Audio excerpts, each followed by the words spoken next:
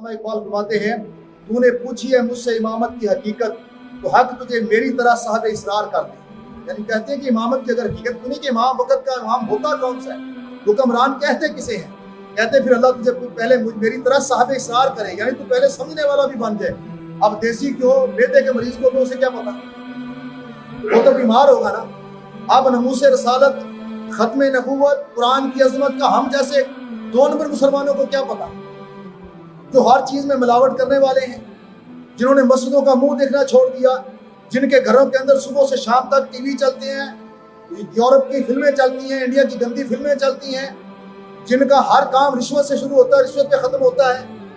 جن کے حکمران, جن کو اپنے حکمرانوں کے بارے میں یہ گمان بن جاتا ہے چلو کوئی نہیں کھاندہ تو لوندا بھی تو ہے نا,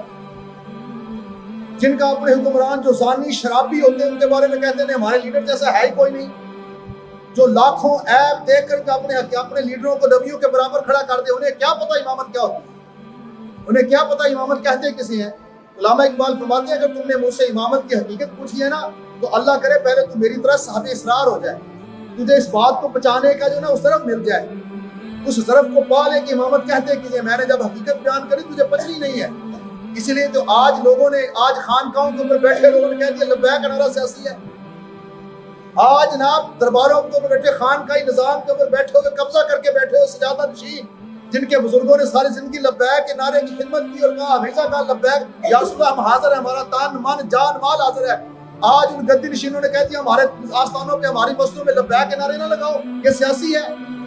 اس لیے علامہ اقبال فرماتے ہیں تو نے اگر مجھ سے امامت کی حقیقت پوچھی ہے نا تو اللہ تجھے پہلے میری طرح صاحب اسرار کرے, تجھے اللہ یہ ظرف عطا فرمائے.